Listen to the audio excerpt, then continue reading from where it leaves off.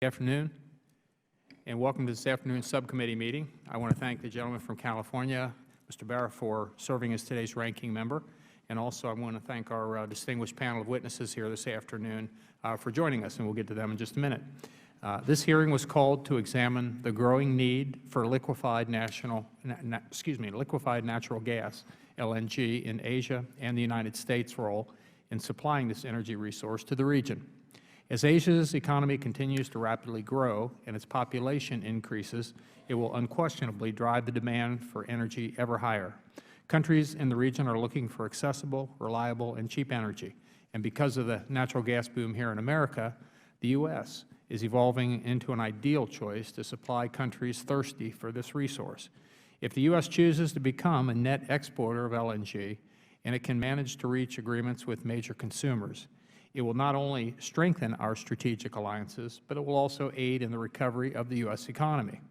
According to the International Energy Association, global energy demand will increase by 43% by 2035, and much of this rising demand will be due to the growing Asian economies. China alone is expected to consume 2 times the amount of energy as the United States and will account for around 25% of the total world energy demand. In Japan, the Fukushima disaster resulted in a near-total shutdown of its nuclear reactors, and as a result, it is now paying some of the highest prices in the world for LNG, almost $15 per unit last month, to make up for its energy shortfall. Due to these rising costs, Japan and India in particular are reviewing potential suppliers of LNG in an effort to obtain gas that is less expensive than that provided by current suppliers such as Malaysia, Indonesia, Australia, and Qatar.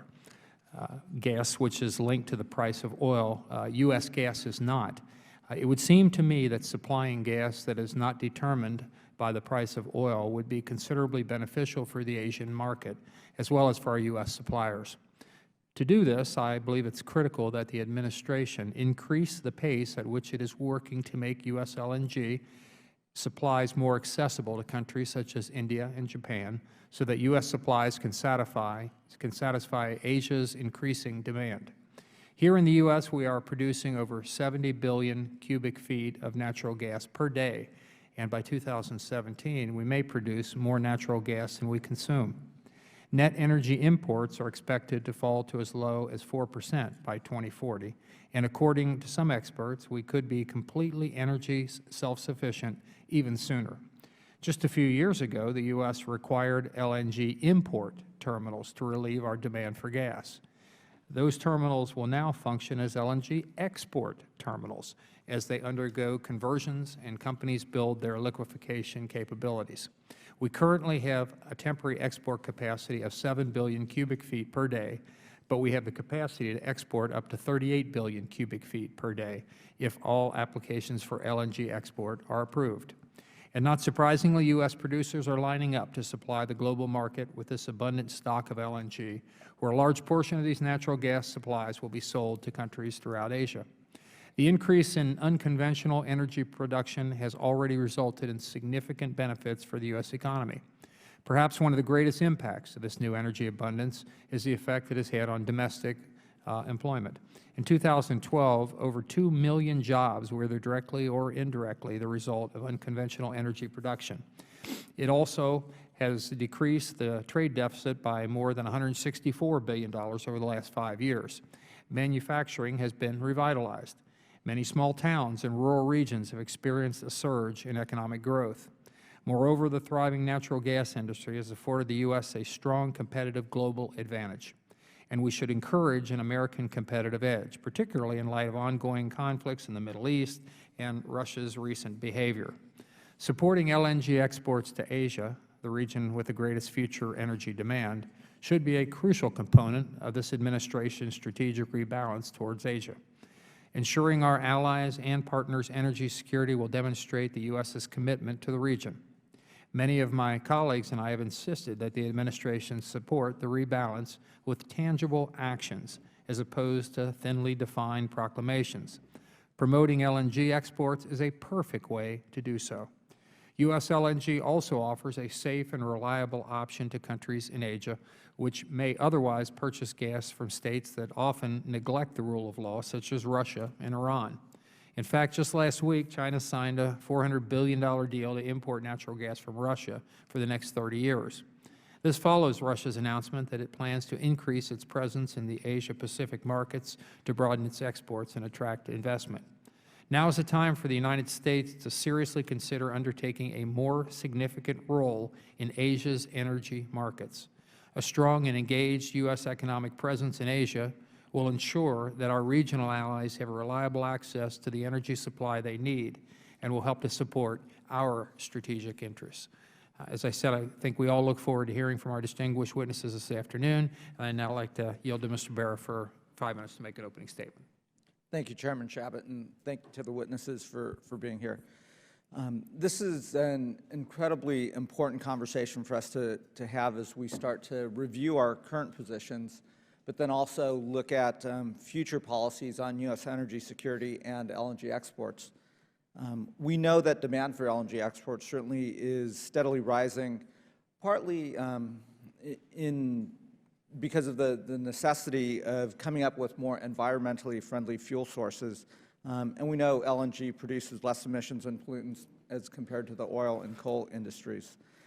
I also recognize as we debate and look at our policy for LNG exports, there's that opportunity by increasing exports to strengthen and stabilize our U.S. allies, and that's an important component of this discussion, at the same time while reducing our own nation's trade deficits. In addition, as we look at liquid natural gas and look at natural gas in general, we also have to be mindful of the domestic opportunities that we have here in keeping our energy prices at a very competitive level, particularly as we set policies and revive a manufacturing sector here at home. This energy renaissance does give us a real opportunity here to revive manufacturing and make us more globally competitive. So that is certainly another component in this. When we think about what LNG exports can do, I'm going to use an example of one of my colleagues' close friend, Dr. Charles Bustani, who represents the 3rd District in Louisiana. And here's what it means to his district. Sempra is one of the 3 largest LNG export facilities in Louisiana, and it was recently permitted by the Department of Energy to export to non-FTA countries. The estimates there are that they'll add 130 high-paying direct jobs while retaining 60 existing jobs. In addition, Sempra will be able to create an additional 610 new permanent jobs, along with 3,000 construction jobs during peak activity. That's not a small amount, and certainly is an important component of this. That said, as I mentioned before, we have to understand some of the concerns as we increase LNG exports of the possible ramifications on gas prices here domestically in the United States. And that does have to be a component of this, as well as the environmental impact that additional LNG production will have. As a nation, we've got to be responsible and prudent when it comes to health and safety standards as well in regards to energy production.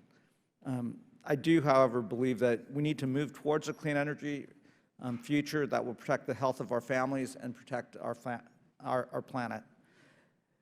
The increased use of natural gas, both in the U.S. and abroad, is one of those components that can help us address our future environmental concerns and help reduce carbon emissions that contribute to global warming.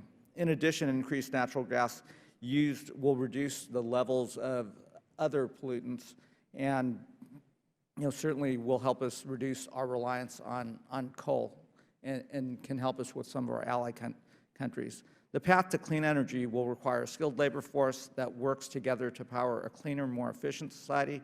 And, again, as we debate LNG exports and look at this from multiple different facets, let's certainly keep, climate change in mind, other pollutants in mind.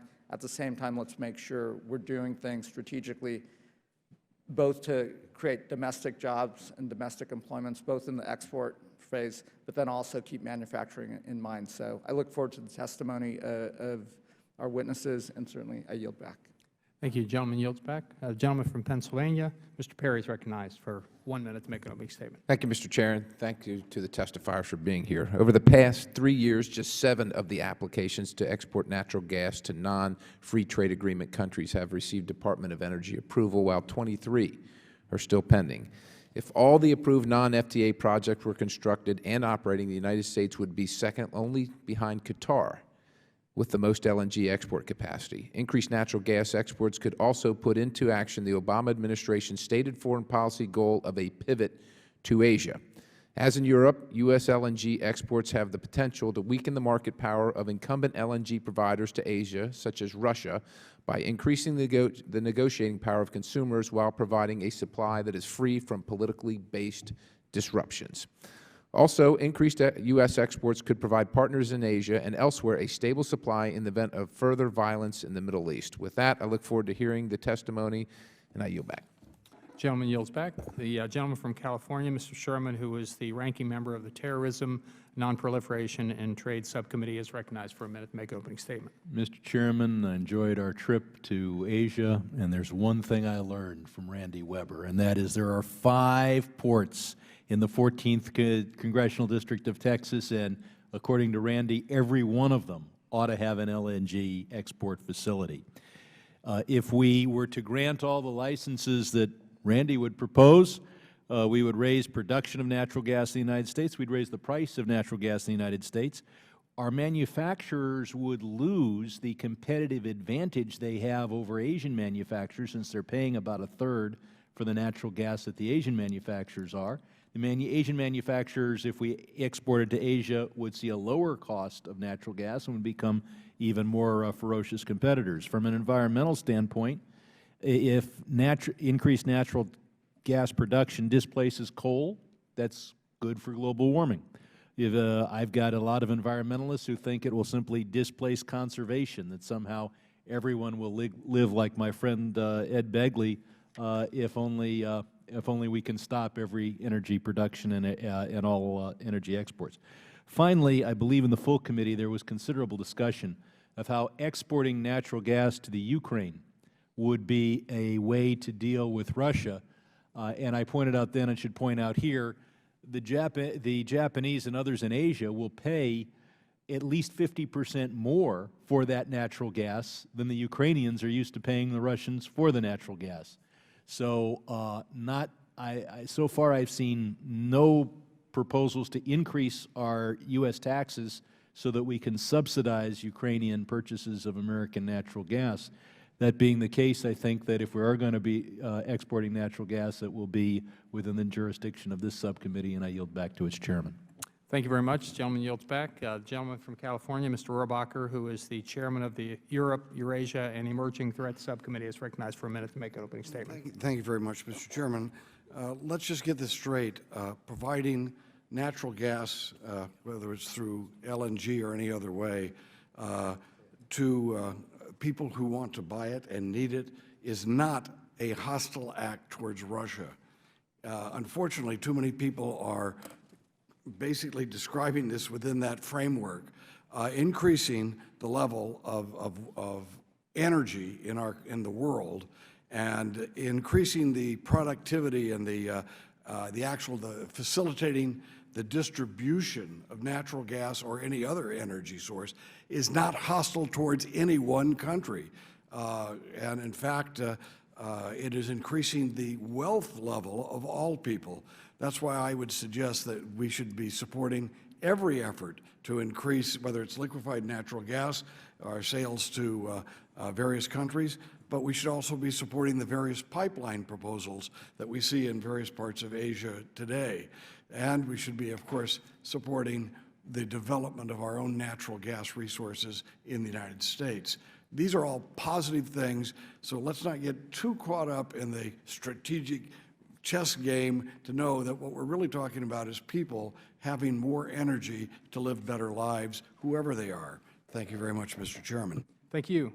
Gentleman yields back. The gentleman from North Carolina, Mr. Holding, is recognized for 1 minute. Thank you, Mr. Chairman. As energy demands rapidly increase in the Asia-Pacific region, Because of growing population and manufacturing needs, Asian nations are looking for any opportunity to import new supplies. Mr. Chairman, Asia is energy hungry, with new technologies unlocking once unrecoverable resources, and our nation, America, is energy rich. With all the talk about our rebalance to Asia, we hear a lot from the administration about increasing our diplomatic presence and strengthening our mill-to-mill cooperation with our Asian partners. Increasing our energy ties, specifically through export of LNG, should be at the forefront of the rebalance discussion, given the geopolitical implications. I look forward to this hearing, look forward to hearing from our witnesses today about the unique position we're in right now to expand our LNG exports to Asia. Thank you, Mr. Chairman. I get back. Thank you, and the Chair would like to thank all the members for their opening statements. I thought every one of them was quite good.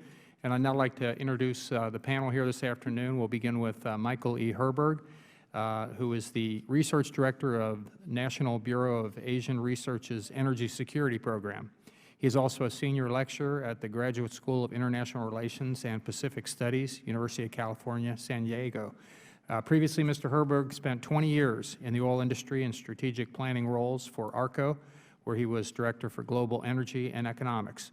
He also headed country risk analysis and was responsible for advising executive management on risk conditions and investment strategies in regions where ARCO had major investments. Prior to that, he worked as the Director of Portfolio Risk Management and Director for Emerging Markets at ARCO.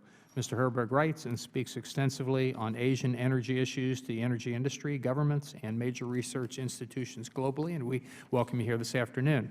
I'd next like to introduce Jane Nakano, who is a fellow in the Energy and National Security Program at the Center for Strategic and International Studies. Her areas of research include energy security issues in Asia, global nuclear energy trends, and global natural gas market dynamics. Prior to joining CSIS, she was with the Department of Energy and served as the lead staff on U.S. energy engagements with China and Japan.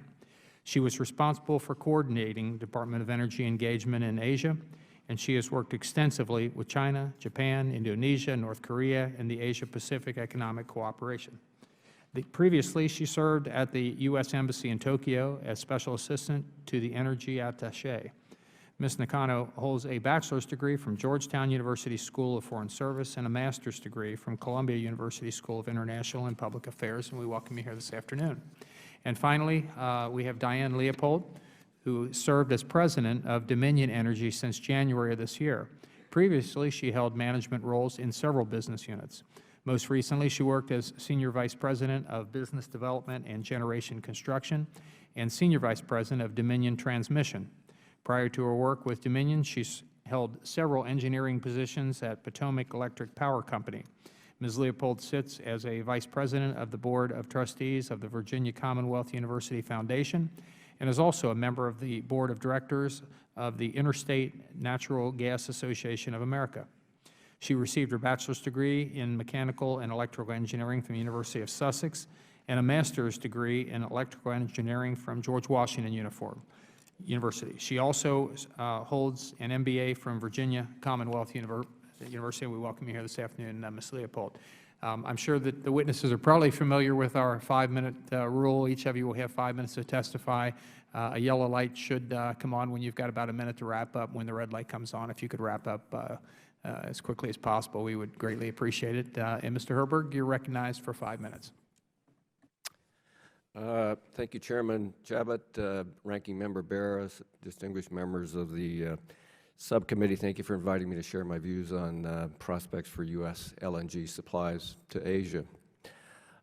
It's hard to overstate how important LNG is to the energy and economic outlook in Asia. Asia is 2/3 of the global LNG market. Japan alone is more than 1/3 of the global LNG market. LNG meets 100% of Japan's natural gas needs, as well as South Korea, Taiwan, key allies in the region. LNG looms very large in Asia's economic future. So I think the U.S. opportunity to supply large amounts of LNG is the proverbial win-win-win. Helps allies, provides more supplies, reduces the potential for single suppliers or few suppliers to dominate the marketplace. And in a lot of ways, it's, you know, it's clean energy, places like China, India. So depending on coal, we need to do everything we can to encourage more natural gas use in Asia. So I think this is one of those really positive opportunities we have. Lots of supplies heading towards Asia from a variety of places. Australia is gearing up to become the largest LNG exporter very soon, by the end of the decade. Russia, probably 2 big projects will come online in Russia in the next 10 years, although that's subject to a lot of Kremlin politics, East Africa offshore, and of course the U.S. supplies. U.S. supplies are already benefiting Asia.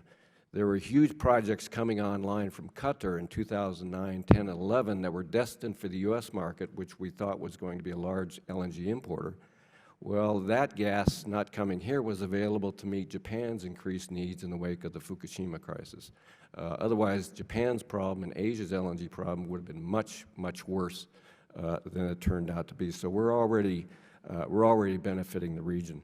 This issue of the supply in the U.S. domestic market, at $4.50 gas prices here and transported to Asia, we're talking about $10 or $11 LNG supplies from the U.S. into Asia. That looks good when $15 is the current LNG price. But all you have to do is raise U.S. domestic gas prices by a little bit and reduce Asian LNG prices by a little bit, and at $12 or $13 it becomes a wash. So in a sense, the market shipping to Asia will be limited, in effect, by the marketplace at probably at relatively modest U.S. Domestic natural gas prices. I think that's an important element to keep in the discussion. The key beneficiaries clearly will be Japan, South Korea. Japan has contracts already for 17 million tons of U.S. LNG in the current projects. They're partners in 4 of the largest projects. They are desperately looking forward to increased supplies from the U.S., both as an incremental supply, as a diversification to a secure supply source, as well as the introduction of Henry Hub market flexible pricing into this very rigid oil-linked pricing system for LNG in Asia. That's what gets you $15, $16, $17 LNG prices today. So the introduction of a new pricing mechanism is critical to the Asian LNG consumers, particularly Japan and South Korea. So I think it's important that both of them will benefit tremendously from the additional supply. And obviously, these are key strategic partners in Asia, and I think that's a very direct benefit in strengthening our ties. It's not an accident that the LNG exports to Japan were mentioned in the most recent visit of President Obama to Japan, so it's critical on their list. I think the best way to bolster the impact of our LNG exports is largely let the market work, maximize the amount of LNG going to Asia, and maximize the development of shale gas development here in the U.S., of course with the proper regulatory safeguards. I think that's critically important. It means lower prices, diversified supplies, and other benefits for the region. And it's probably going to be a very important potential benefit in relationships both with India and China. China is going to be a huge LNG importer in the future, and some of this gas, LNG, will make its way to China. One final point, more gas, more LNG to Asia. The LNG market is not a global market, it's a highly regionalized market. But as our gas goes to Asia in significant supplies, that is going to, at the margin, displace swing producer LNG from places like Qatar, West African LNG producers, and that gas is going to eventually make its way to Europe. So indirectly, that gas can feed into a more diversified LNG and gas supply in Europe, and we all know those issues related to Europe's heavy dependence on Russia. It's not one-to-one. Europe has to get their pipeline system straightened out because you cannot wheel gas around the region effectively given the pipeline constraints and national monopolies. That's important for Europe to get straightened out. But our supplies will displace and shift supplies toward Europe, and I think that's critically important. So I'll stop with that. I think we've got a lot of benefits that can come from this. With the proper regulation of the shale gas development, we have an opportunity to really be an important source of gas and energy security to Asia. Thank you very much. Thank you. Thank you. Ms. Nakano, you're recognized for 5 minutes. Good afternoon, Chairman Chabot, Ranking Member Bera, and members of the subcommittee. Thank you for this opportunity to testify about the future of liquefied natural gas demand in Asia and the role of U.S. LNG supplies. It is an honor to appear before the subcommittee and address this very important topic. In the interest of time, I'll provide a brief overview of my written testimony and look forward to providing more detail during the question and answer period. Even before the U.S. LNG shipments to Asia began later this decade, the ascent of the United States as a major natural gas producer has already demonstrated U.S. strengths to the regional players.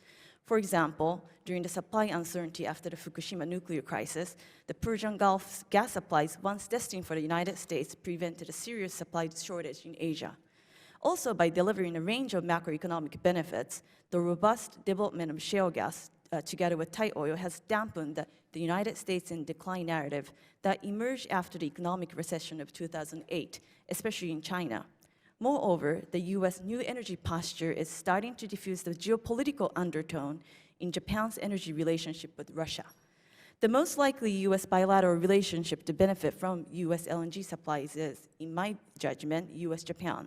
U.S. LNG supplies would help Japan address its post-Fukushima energy and economic security challenges, and the improved economic health of Japan, a key U.S. ally in the region, in turn would further U.S. ability to advance national security objectives in Asia. Also, in terms of value, Japan will likely be the largest buyer of U.S. LNG. Japan's large LNG import capacity, the uncertainty over nuclear energy, and its robust investment commitment in U.S. shale and U.S. export projects support my judgment. Specifically, about a quarter of U.S. LNG exports approved to date is expected to go to Japan. One country in Asia that serves as a significant variable is China, which is forecast to overtake South Korea as the second largest global LNG importer by 2020. However, its domestic shale gas potential, the future volume of pipeline gas import from Central Asia and Russia, and a notable absence of Chinese investment commitment in U.S. LNG export projects render it difficult for me to envision China becoming one of the largest importers of U.S. LNG. As remarkable as the effects of the U.S. shale gas revolution are, there's an inherent danger in extrapolating that the LNG resources accord significant geopolitical leverage to the United States. There's a limit to which privately held and market-allocated resources such as oil and gas could be successfully employed to deliver a specific geopolitical or strategic outcome. Furthermore, caution is warranted in extrapolating the extent to which U.S. LNG supplies may fundamentally alter the energy relationships between importer countries in Asia and their traditional gas suppliers. First, by early next decade, the Asian LNG market is expected to see new volumes of supplies from new LNG projects in places like Australia, and fierce competition may emerge among LNG suppliers. The pace of U.S. LNG export approval greatly influences the degree to which the U.S. LNG supplies can gain a foothold in Asia. Second, as a series of U.S. export projects come to fruition later this decade, the price differential between U.S. and non-U.S. gas supplies may narrow to the extent that the economic benefit from U.S. LNG may be negligible. Third, energy export is central to the economic health of many of the traditional supplier countries, and many Asian stakeholders believe that the centrality of energy revenue, combined with their vast resource levels, continue to make them reliable trade partners. Finally, there are factors exogenous to the U.S. energy posture that are likely to greatly influence the level of LNG exports from Qatar and Malaysia in the future. A range of factors renders it difficult to forecast the trajectory of future LNG demand outlook for individual countries in Asia or future composition of LNG suppliers to Asia. Yet, the United States has an important role to play for the greater security of energy supply in Asia and around the world by continuing to espouse principles such as free trade and transparency that are essential for the sound working of the international energy marketplace and the resultant free flow of oil and gas. The stability that U.S. LNG supplies can induce and/or enhance in Asia is an understated yet significant asset that can underpin the continued U.S. leadership in the region. Thank you for your time and opportunity to address the subcommittee. I look forward to your questions. Thank you very much. Ms. Leopold, you're recognized for 5 minutes. Thank you, and good afternoon, Chairman Chabot, Ranking Member Bera, and members of the subcommittee. Thank you for the opportunity to appear before the subcommittee. I am here today because of Dominion Cove Point. This is an LNG import terminal that has been located on the Chesapeake Bay in Maryland for nearly 40 years. Thanks to the recent and growing abundance of natural gas supplies in the United States, LNG imports to the U.S. have nearly come to a halt. Where Cove Point used to unload about 85 LNG tankers a year, we now can go months without one. The story is much the same at most other U.S. import terminals. Rather than a business disaster, however, we see a once-in-a-generation opportunity. It is a significant opportunity for the United States to benefit economically, environmentally, and geopolitically. Dominion plans to invest nearly $4 billion in Cove Point to add export capabilities, primarily equipment to liquefy natural gas delivered by an existing pipeline. Ours is one of more than 40 proposed LNG export projects in the U.S. For a variety of reasons, however, many experts believe that ours will be one of only about half a dozen to be built. Numerous studies have quantified the positive impacts that LNG exports will have on the U.S. economy. Even just a handful of LNG export terminals will create many thousands of construction jobs, hundreds of permanent jobs at the terminals. There will also be thousands more jobs in the manufacturing of the equipment. Once operational, the terminals will support tens of thousands of additional jobs throughout the supply chain of producing, processing, and transporting natural gas to the terminals. Billions of dollars of new tax revenue will flow to federal, state, and local economies. And the U.S. trade deficit will be reduced by tens of billions of dollars annually. In searching for customers, we literally circled the world. Ultimately, we signed 20-year contracts with Sumitomo, a Japanese global trading company, and GAIL, one of the largest natural gas companies in India, and majority owned by the government. Sumitomo, in turn, contracted with Tokyo Gas and Kansai Electric to serve the needs of their respective customers within Japan. Japan needs natural gas for power generation to help make up for the closure of its entire nuclear fleet following the Fukushima disaster.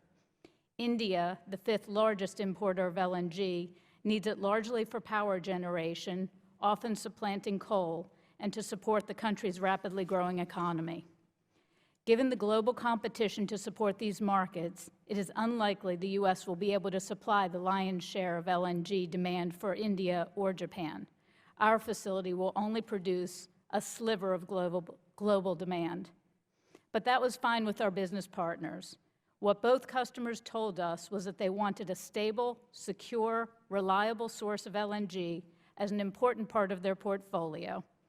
This was not only because the U.S. offered a plentiful, reliable source of natural gas itself, but also because the natural gas was coming from a key political ally. Both countries are focused on energy security and creating a diverse portfolio of supply sources. In addition, they wanted a market where they could buy natural gas at a price not linked to oil. That is why they turned to the United States and Dominion. At the same time, the exports will not have a significant impact on U.S. prices. Export volumes will be relatively small in comparison to the nation's production capabilities, and the cost of liquefying, transporting, and regasifying natural gas is a total of about $7 per 1,000 cubic feet. This will allow U.S. manufacturers to keep a significant price advantage. Natural gas that sells in the U.S. for $4.50 will have a delivered price of $11 to $12 in Asia. Finally, I would be remiss in not noting that LNG exports will also have environmental benefits. U.S. natural gas displacing coal abroad in power production can reduce greenhouse gas emissions by as much as 50%. LNG shipped from Cove Point alone could reduce global greenhouse gas emissions by millions of tons each year. In summary, we believe LNG exports to Asia and the Pacific will have a significant benefit for the United States and our trading partners. It will help the U.S. economy and trade deficit. It will help reduce global greenhouse gas emissions, and it will strengthen the energy security of our allies. Thank you. Thank you very much, and I'll yield to myself for 5 minutes to begin with the questioning, and I would ask any of the folks who would like to comment to do so, relatively briefly, if you would. What U.S. policies currently in effect or regulations are limiting our ability, either presently or in the future, to do what we're talking about here today, which is trying to export more LNG from the U.S., create jobs here, and improve our trade to Asia? And I'd open that up to anybody that would like to take it. Well, Mr. Herberg? I don't think there's too much magic in this. I think it's, you know, we need to encourage the gas production side. I mean, think about this. The Marcellus gas field is, within a year or two, will become the largest natural gas producing field in the world, larger than North Dome, Qatar field, the West Siberian gas fields. So we have this enormous capacity to increase gas production. So I think policies that will encourage effective regulation, which provides public confidence that shale gas drilling can be done environmentally, in an environmentally sound way, that's a critical part of this to increase shale gas production. And obviously the permitting process, the environmental process, Department of Energy, FERC, this whole process is really a very long process that could be speeded up, I believe. Okay. And the market opportunities there, it's an intense competitive environment, so I think those are the kinds of things that would make this happen faster. Okay, thank you. My next question, how has the Japanese evolving energy policy since Fukushima, how has that impacted their ability or their interest or their need to get more natural gas, LNG, from us? And where are they now? Because immediately there was this almost knee-jerk reaction, we're going to shut them all down, and that apparently has evolved till maybe we'll shut some down, not others. Who would like to take that? Ms. Nakano? Thank you for the question. Prior to the Fukushima, Japan did have its fairly diversified energy profile, where the nuclear supply about 1/3 of its power generation, and then fossil fuel had probably about 50%. They're still looking at renewables combined, including hydropower as well. But nuclear was definitely central to their energy security strategy. But Fukushima very much changed the environment, both political environment, but then also technically the 54 nuclear reactors had to come offline. And so the idea to promote use of nuclear in its domestic power mix had to be reconsidered. Prior to Fukushima, the idea was to increase the share of nuclear to about 50% of its power generation.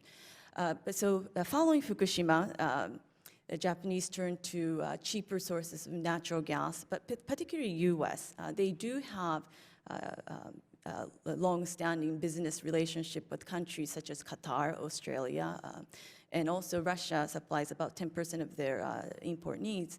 But the United States looked particularly attractive to the Japanese because of the gas-to-gas competition, deregulated gas prices within the United States. But looking forward, their energy policy making is very much in flux. The national leadership hopes to bring some share of nuclear reactors back online. However, the public sentiment or the public anxiety over the safety of existing nuclear reactors still runs quite high. There are a couple of court challenges that are in the way of companies and also their new nuclear regulatory body to restart nuclear reactors. Thank you. Let me cut you off there if I can. I've got a little less than a minute left, and I want to get one more question in. Trade agreements like the Trans-Pacific Partnership, TPP, they cover a wide range of issues. My question is, what is the potential impact of TPP on U.S. LNG exports and trade in the Asia-Pacific region? Ms. Leopold, do you want to take that since you could have answered the I other could ones? have answered the other one a little bit easier. All right, well, I'll who defer would on this like to take Thank this you. one? Mr. Mr. Herberg? Well, in terms of the Japanese market, all these approvals of non-FTA export arrangements, in a sense, makes the TTP moot in the sense of LNG exports, I believe. There's not any really specific elements of that. Assuming, you know, so Japan, South Korea is a free trade agreement partner, so there's no issue there. These approvals have covered many other places like India and elsewhere that are non-free trade agreement countries. So I think from the Japanese perspective, particularly, they see the TTP as something that enshrines, in a sense, the durability of U.S. commitments to export LNG. Because there's a little bit of a worry that we might, if U.S. gas prices really spiked in the future, that there'd be a domestic debate about cutting back on those LNG exports, even though they've been approved. There is some concern of that in the Japanese part. Thank you. And I guess, and I'll conclude, I guess arguably, if TPP ultimately does get approved on all sides, and it does increase the trade opportunities, the economies hopefully will thrive and grow, and therefore there'll naturally be more of a need for energy to feed that growing economy, and therefore hopefully we'll be able to export more gas to the region. So I'll cut myself off there and now recognize the gentleman from California, Ranking Member Mr. Berra, for 5 minutes. Thank you, Chairman Chabot. Mr. Herberg, you just touched on, I think, the complexity of balancing our domestic needs and domestic advantages that this LNG and energy revolution that's happening here in the United States offers us, but balancing that with, obviously, some market opportunities abroad. Let me make sure I got the pricing correct here. Our domestic price currently is about $4.50. The current Asian market price is about $15. Is that? So, you know, when I had a chance to visit India this past summer and chat with some of the Indian multinationals, and as they're making their strategic manufacturing decisions and so forth, a component in that is, as some of the Asian advantage in lower payroll starts to wane and payroll goes up, goods that they're manufacturing to sell to us here domestically, they really are factoring in the lower energy costs. And as they're building those factories and so forth, there's a real opportunity for us to be very competitive. To, you know, when you factor in cost of transport from, let's say, India or China to the United States, cost of higher energy costs, we need to make sure we don't shoot ourselves in the foot here when we have this policy debate. And I think, yeah, I'd be curious on your thoughts on that. And I do know there's a benefit here as well, because there are market opportunities overseas. So, Mr. Herberg. Yeah. I mean, this is obviously an important part of the discussion, and I think it's important to be balanced. But it's also important, I think, to understand the market dynamics of this, because, yes, you have $15, $16 LNG prices today in Asia, but in effect, that's an aberration. That started in 2009 and accelerated 2011 with the Fukushima. Remember, Japanese LNG demand went from 70 million tons to 90 million tons in 2 years. That was a shock in the demand side in the Asian LNG market. Now, if you look forward to 2015, 2022, you're going to have a lot of LNG coming to Asia from Australia, Russia, the U.S., elsewhere. I think there's a prevailing view in the industry that LNG prices are likely to come back down towards a more normal range of, say, $12, $13. Now, U.S. gas prices up to about $6, you got $6 or $6.50 liquefaction transportation. At about 12 or 13 LNG prices in Asia and $6 gas in the U.S., the investment decision to send gas LNG to Asia becomes a wash.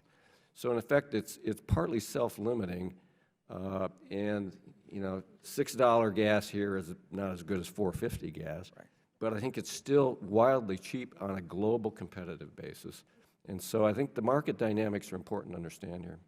I just want to make sure that that is a major component, you know, particularly where in my home state of California, we're still grappling with 8% unemployment. You're still, you know, we've seen decades of loss of manufacturing jobs, and there really is an opportunity for us to revive a manufacturing base here in the United States.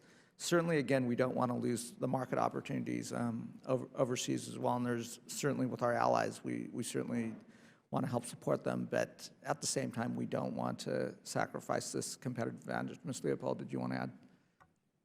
Yes, the two things that I would add is, as Mr. Herberg had discussed, Marcellus and the size that it is growing, the supply is there. There is a very large surplus, and technology is continuing to improve to increase the economic recoverable reserves here. So there is ample gas right now to meet these market needs.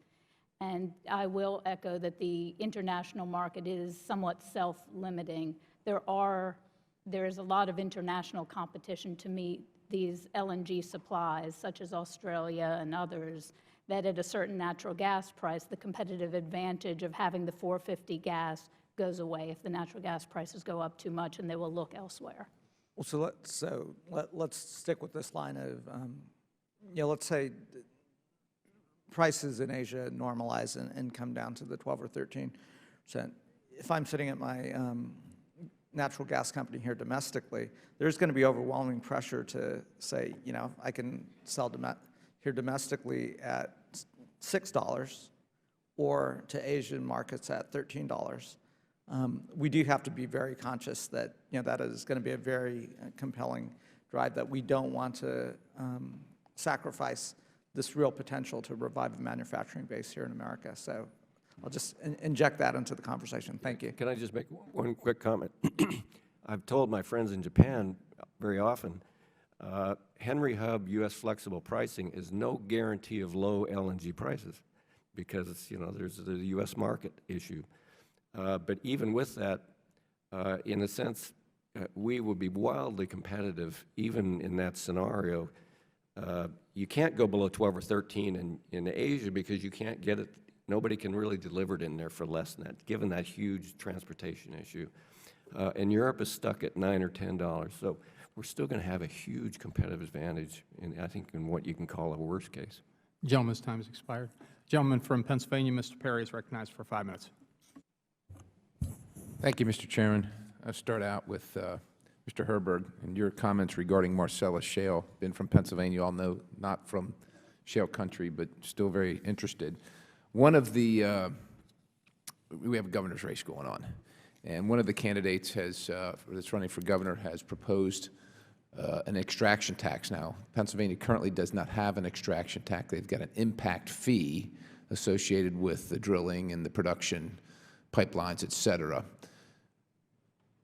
The extraction tax potentially, I guess potentially depending on the size of it or the amount of it would it make, you talked about the Marcellus Shale field being the largest potentially in the world, or it will be the largest in the world.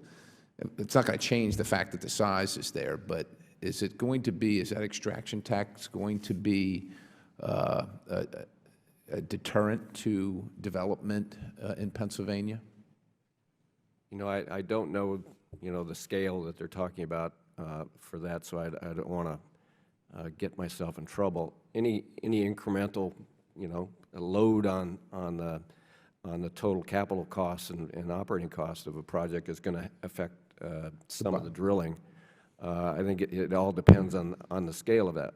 I would just say one important issue is to deal with the local impacts of shale gas drilling. This is a very intensive industrial process. It has huge community impacts on roads and water supplies. And I think in some places there's a real imbalance between where some benefits of the revenues from that are going and whether that's getting to these areas that are being directly affected by the operation, which are significant. So I think it's important for the governments to find ways to make sure these local areas are getting a source, share of the revenues to take care of some of the increased costs for all kinds of things that come out of this process. Okay. Ms. Leopold, did I say that right? Okay, Leopold, sorry about that. Would you say that U.S. prices are artificially low? I'm just curious. No, I would not say they're artificially low. I would say the market is working. There's plentiful supply, and our natural gas prices are lower than elsewhere because we can economically drill it lower. Okay, so there's been, based on that, there's been some supposition, even among members of the panel here, that exporting more or exporting to a greater degree natural gas, LNG, CNG, is going to absolutely, without question, increase our prices here. Is there, what's the validity to that claim? And are there any facts and figures? Because I didn't hear any here on that side of the argument, but you might have some counter. The one thing I can say is that rigs have continued to pull back because natural gas prices are low, and it's not enough for the producers to be profitable. So with natural gas prices coming up, more drilling can occur, which increases the supply. And increased supply equals what? Well, there's I mean, if you use the not enough principle of demand. supply and demand, right? I Right. mean, so it should equal out, Lower right? prices. Yeah, thank you. Okay, so you got that. All right. Are there any main concerns with the DOE's process for export approval to non-FTA countries? And can you provide any examples of when an approval was denied based on public interest? Anybody on the panel? I don't know of any, no. Okay, how about otherwise, other than public interest? I don't believe any have been I don't believe denied. they've been denied. A couple of them, they have approved a lesser volume than was applied for. And what's the point of that? Can you, if you know, what is the point of doing that? Why would they approve a lesser volume? Cove Point's had a lesser volume because it matched the volume that we applied for in our Federal Energy Regulatory Commission application. So the DOE just went to sync with what we requested in that application after our design work was complete. So it could do more, but it's just not because that was the application. And at that point, that's not necessarily the government's fault. If there is a fault, that's what you applied for. Correct. Okay. In India, with infrastructure investments needed in order to effectively receive and distribute large volumes of LNG, or what infrastructure? Do you know? What, because that's an emerging market. Do you have an indication? It's a large emerging market. They suffer from a lack of natural gas pipeline capacity and infrastructure, port, LNG terminal capacity, and most importantly, they maintain energy prices. They administer and control energy prices and hold them so low for natural gas that more expensive LNG coming into the market can't find a home, and that really limits the ability to really raise natural gas consumption in India. They need to deal with price reform domestically. They need to let the market dictate the. They need to let the market work a little more. It's a wildly administered system. All right. Gentlemen. Thank you, Mr. Chairman. I yield. Thank you, gentlemen. Time's expired. The gentleman from California, Mr. Sherman, is recognized for 5 minutes. EPA just announced some regulations that the chamber says are going to shut down all the coal electric plants in the United States. That may be a bit overdrawn, but do the analyses that our witnesses provide reflect that regulation, assume that it's going to be implemented, and that there's going to be a substantial increase in U.S. demand for non-coal generated electricity? I can't say it's something I work on very much, but So we clearly- could see a situation, you've told us that the price in the United States is $4.50. That could go to $6.50 just as a result of today's regulations, in that the natural use for natural gas is to generate electricity, and it's in competition with coal. So if that were true, we could cancel the hearings, but let's go on. Now, Mr. Herberg, you basically given us some prices in Asia, prices in the United States. I interpret from that you're saying it costs about $6.50 a unit to liquefy it, ship it, and deliquefy it or return it to a gaseous state. Is that pretty much the same whether you're shipping to Asia or you're shipping to Europe? Europe's a little shorter distance. Is the real cost in the liquefaction and the gasification, or is the real cost, or is there a substantial cost per mile? the largest share would be liquefaction. I mean, maybe Dominion would talk about that more. Very roughly, in the total of $7 range, $3 would be the liquefaction, $3 would be the shipping to Asia, and $1 would be the regasification. Okay, so you might so have it'd be a little $2. cheaper to send. One public policy position we could take is to give licenses if you want to ship to Ukraine or to European pipelines that could then reverse flow to Ukraine, but not to Asia. I'm not sure that that's the right public policy. Are any of you aware of any economic, the studies from the U.S. Department of Energy say if we allow unfettered export, we're going to see a 1/3 increase in natural gas prices. Are any of you aware of any economic studies as to what effect that has on the competitiveness of our manufacturing and fertilizer plants? How many jobs do we lose when we start paying $6, $7 a unit rather than $4.50 a unit for natural gas? Anybody aware of any studies on that? No, Okay. I haven't seen any, but I think we'd also see, of course, a slight reduction in the cost of LNG in Asia, which would make our competitors just a little bit more competitive. I think the effect there would be a little less. The background memo that our staff provided for this hearing describes the United States as currently an importer of natural gas and that will shift to a net exporter only by 2020. Is that accurate? And which foreign countries are willing to sell us LNG, are willing to sell us natural gas at a price so low that we can keep prices at $4.50? well, Canada. Canada. Yeah, I mean, And so what we could see is that the Canadians will get tired of selling us natural gas at $4.50 and decide to build their own liquefaction and send it, and it wouldn't matter. Is there substantial discussion of liquefaction or liquefaction in Canada, and would that also be a reason to cancel the hearings on the theory that if all the Canadian natural gas goes to Asia, there's no economic reason to send U.S. natural gas? Well, yes, there are a number of LNG projects proposed on the British Columbia coast and even in the east for LNG from Canada. But I think, again, this is a kind of a self-limiting process. At $3, Canadian gas backed up into Canada was net backing to the point where investment collapsed in natural gas development in China, in Alberta for a while.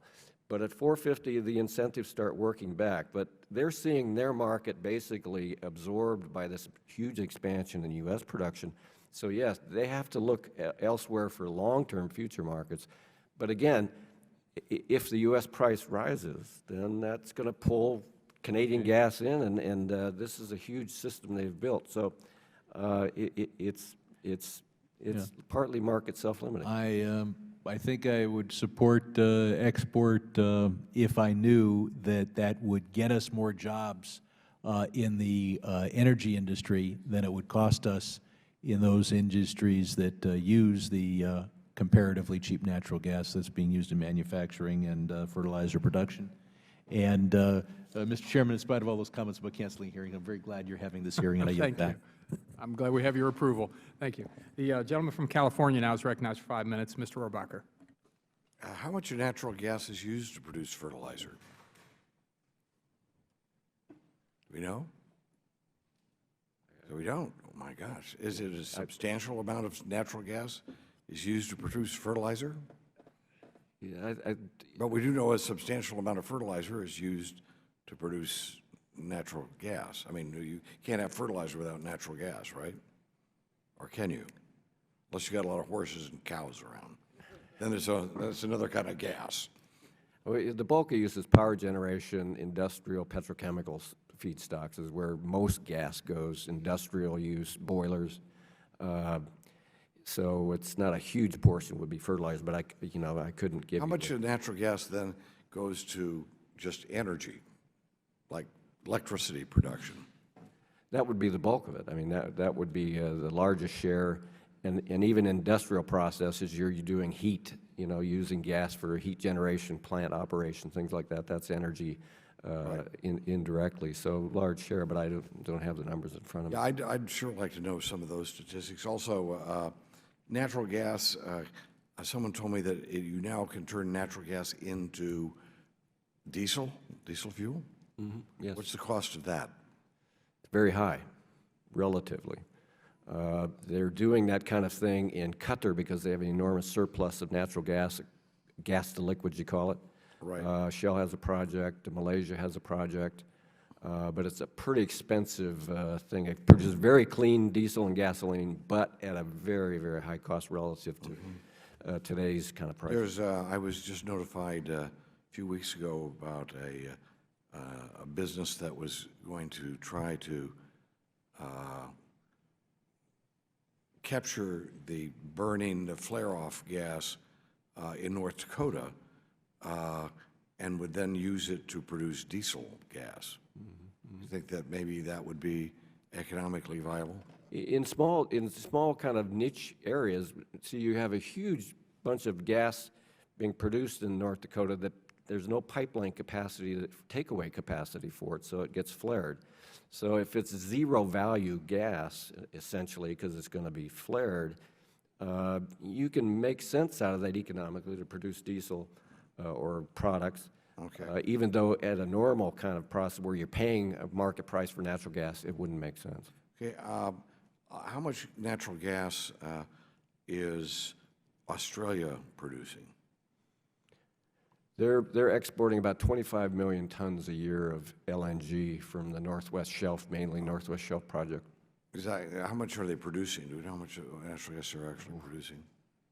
It's a small gas market, in effect, for Australia. You know, it's just a bunch of cities around this. Right. But I understand that there's been new oil and gas finds in Australia that are massive. Is that correct? Yes. There's 7 large gas projects LNG projects being built as we speak in Australia, 7, for well over 50 million tons of LNG that will come on stream from 2015 to 2022 or so. Huge.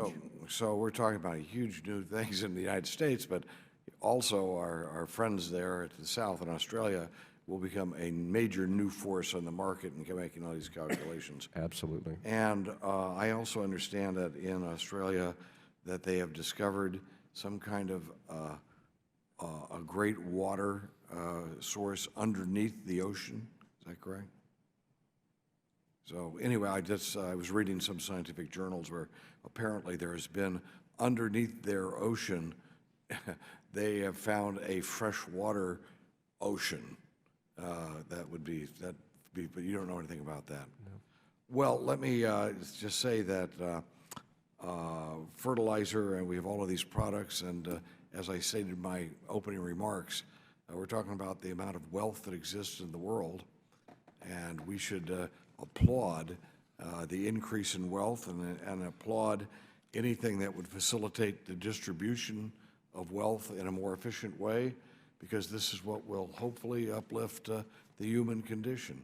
So thank you very much for your information today to put into our little equations that we make here. Thank you. Thank you very much. The gentleman from Georgia, Mr. Collins, is recognized for 5 minutes. Thank you, Mr. Chairman. I just have a few questions and just open up for the panel, anybody that would like. Surveys suggest that the growth in LNG demand was mainly concentrated to China, South Korea. There is some other, Japan, along with some other Southeast Asian markets. Which countries are the largest potential recipients of U.S. LNG exports, and which countries offer the greatest mutual benefit for U.S. strategic interest in this area? In my judgment, Japan will be the largest buyer of U.S. LNG supplies. Japan already does have a large import receiving capacity. But then also, unlike China, Japan does not have an option of importing natural gas by pipelines. Right. And also, the current investment commitment into the U.S. LNG, both upstream but then also export projects, suggest that they'll be taking about a quarter of the amount, the cumulative amount from the 7 projects applications that have been approved to date to the non-FTA countries. So Japan, and from your perspective, Japan stands with its capacity and also its infrastructure that's already in place would be the natural beneficiary Yes, in this. China certainly has a potential to become a large or one of the leading global LNG importers, but that doesn't mean that they will be necessarily turning to the United States. Well, given the interesting political discussions over the sea and other issues there, I think this provides an interesting conversation. I do have another question there that's sort of similar. How does Australia's strong energy export market with China affect its strategic relationship with the United States? And does Australia see any contradiction between its strong relationship with China and its strong strategic relationship with the United States? Or is it all about the business? They would like to, the Australians and the Chinese would like to keep it all about business. But in the real world, as Australia's economy, both in energy and minerals, becomes more closely linked to Chinese economic prosperity and markets, there is a discussion in Australia about the balancing of the U.S. alliance with its growing dependence on China, and this obviously looms in the overall kind of contest in Asia for influence between China and Russia. So there is a discussion about that in Australia, but fundamentally Australia remains deeply committed to the U.S. alliance, and I think for now. Well, in light of that, let's chase that a little bit further. If there is a much heavier influence of U.S. LNG into this market, which would maybe, I won't say lack of a better term, undercut or change that dynamic with Australia and China, do you think that attitude could change in Australia, or would there be a tightening or a shifting of the geopolitical atmosphere there that could move that a little bit? No, I think that's a good point. For our purposes, and I think for Australia, it's important that all the big suppliers like Australia and others have a very diversified slate of buyers for their output. And that's just a sensible commercial thing to do, have a broad set of buyers from a whole bunch of different countries and regions. So I think on the part of Australia, they want to keep a diversified slate. But to the extent we create a more diversified slate with our exports into the region, I think that's good for all of us in terms of keeping those alliances in shape. Well, I think the alliance is in shape. There's also a concern, and I think it was brought up, and I'm not going to go into it here, pricing and issues of domestic pricing as opposed to what would be found on the international market, especially with the price disparities that are out there. A curious question, you brought this up, and it triggered a thought from me. In looking at the Australia, Japanese, the Chinese market here in this balance, with Russia giving and China importing more in from Russia, traditionally not the closest of allies or friends even in that region, how, given what we've seen on the more eastern side with Ukraine, Crimea, and the dependence aspect that is over there, could this be a balance from the U.S. perspective in dealing with China in this market, a balance to Russia becoming a dominant player in the Chinese energy market? How does that affect the political aspect? Yeah, I think at the margin it does. The more U.S. LNG in the region, and China doesn't have to be necessarily a direct buyer of U.S. LNG. If we're going to Japan, then that frees up LNG that China will be buying from Australia. Right. Offshore East Africa will come on after the 2020 region. You got Papua New Guinea. You got lots of various supplies. So I think our supplies in there create a more diversified mix, and that's a good thing. The closer Chinese-Russian gas relationship, the gas pipeline deal that was just signed, by the time that stuff comes on, that will still only represent 10% of China's natural gas consumption. So I think the Chinese are very careful about diversifying their supply sources. They're very deliberate about this. And the last thing they want to do is put themselves vulnerable to Russian pressure. Well, I'm out of time, but Mr. Chairman, I would appreciate this conversation because it not only just takes this with the LNG issue, it raises what I believe is something that we don't discuss enough, and that is the changing geopolitical influences of a region that is the largest growing region, the most populous region, and potentially the most unstable of the regions in the world, whether it be economic, political, religious, other things going on here. So I think it's brought up an interesting point, Mr. Chairman. I do appreciate it, and I yield back. Thank you, and gentleman yields back. We'll go into a second round. I just have a question or two, but I probably won't use the whole 5 minutes, and then if Mr. Sherman is interested, he can do that as well. I also wanted to reiterate something that Mr. Sherman mentioned, and it's about our colleague Randy Weber. When we were in Asia some months ago, he brought up at every meeting we had, whether it was Prime Minister Abe to President Park to President Ma to everybody from down, I think, to the taxi drivers at the places about LNG gas, the importance of it, specifically Texas LNG gas, but I think the entire industry, hopefully. So he was really doing great work out there for trying to export something we have here and try to create jobs here. So my hat's off to him for that. I just had one quick question here, and anybody's welcome to take this. How the maritime and territorial disputes in the region, mostly China and Japan, and China and Vietnam, and China and the Philippines, and China and Taiwan, et cetera, what impact, if any, could there potentially be on exploration and development of potential natural gas resources or energy resources in general in the region? How much of those disputes has to do with that issue versus fishing rights and things of that nature, and actual acquisition of land? What part of it is energy related? Ms. Nakano, would you like to take that? Thank you. Thank you. In my view, energy is not the driver. Many surveys have indicated that there is a somewhat limited amount of proven oil and gas reserves in East China Sea or South China Sea. However, because of these geopolitical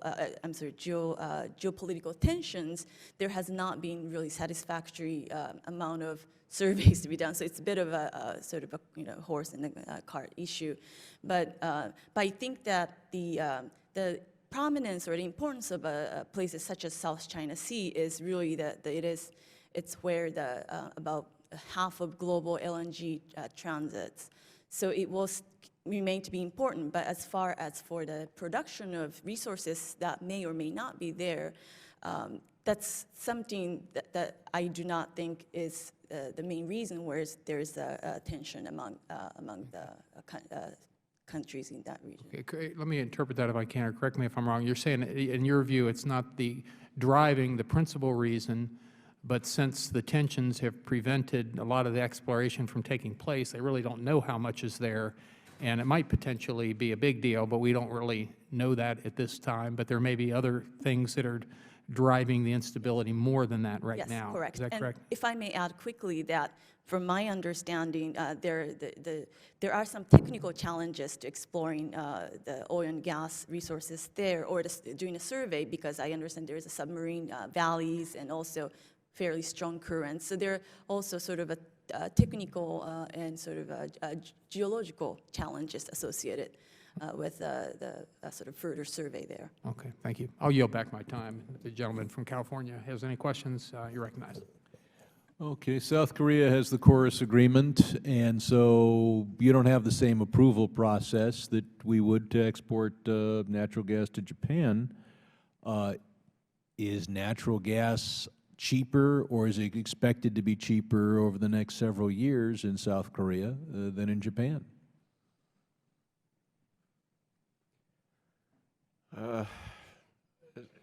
The Japanese prices are much higher than domestic gas prices are higher in Japan because they pass through the cost of these high cost of LNG. In Korea, they tend to administer prices for gas and oil and coal, and electricity in particular. Administer through government subsidy? Yeah, well, through government price direction guidance, because remember, you only Well, have, you can have price correction and guidance, but if you're a utility in South Korea and the price of LNG is high, in part because of Fukushima, you can't pay less on the theory that your government wants you to pay less. in a very simplistic way, KOGAS, the state gas company, contracts for the LNG and imports it at world prices or Asian prices. Right. It sells that gas to KEPCO, the state electricity generator. KEPCO is required to keep electricity prices relatively low for, Okay, so I shouldn't buy any stock in KEPCO. KEPCO catches it on that because they Okay. are required. In any case, looking only at the wholesale price or the importer's price, because you can jack up electricity prices, subsidize them, whatever. Do those who import LNG to South Korea pay any less on average than those who import natural gas to Japan? No, the And price. so it's not like the South Koreans say, great, we've got chorus, Japan doesn't. They'll have to pay Qatar and Malaysia a lot, and we can be the sole Asian importer of U.S. natural gas. That isn't happening. The South Koreans are paying as much and signing long-term contracts to pay as much as the Japanese. Ms. Nakano. Thank you. South Korea already has investment into Sabine Pass, and that is the one that is already scheduled to start exporting as early as next year. They have investment in what again? Shinyear's Sabine Pass project that was which got approval back in 2011. So, and from what I understand, that the contract does include some linkage to Henry Hub price. So down the road, But it's not that, okay, you've got the U.S. government screwing up the free market. We limit or prohibit U.S. exports to Japan. We allow U.S. exports to South Korea. Therefore, there's a huge differential or a huge benefit to South Korea. As far as we know, they are paying and expect to be paying pretty much per unit the same as the Japanese are paying. And the effect of the U.S. limitation on exports to Japan doesn't seem to be playing a main effect. Let's go on to another line of questions, and that is, I've dreamt that we somehow wean the world off of its addiction to petroleum as a transportation fuel. And there is one production automobile that's powered by compressed natural gas, and its cost per mile, I'm told, is half. I don't know if you're familiar with that statistic and can reflect on it, but to what extent would preventing the export of natural gas keep prices in this country low enough so that we will see the development and implementation of natural gas-powered vehicles? You know, it's a complicated relationship between limiting exports of LNG and the domestic prices. Right. And you don't know whether your main effect is to limit production or to limit price. Yeah, you can bottle up the the natural gas and get somewhat lower prices, but you will also reduce investment in new supplies. And how that balance works out is not always very clear. Is there a lot of natural gas to be developed in the United States that gets developed at $7 domestic price but doesn't get developed at $4 domestic price? Yes, there's a huge tranche of extra Is that gas supply. half of our potential, a quarter of our potential? Does any of the other witnesses have a comment? I've seen studies of that. I could try to get Yeah, those. please provide that for the They record. They have a cost curve, and my recollection is that something of 70% of the known resources or reserves out there are producible at $7. The one question I'll ask you to answer is, what will be the effect on total U.S. production if we eliminate all restrictions on exports?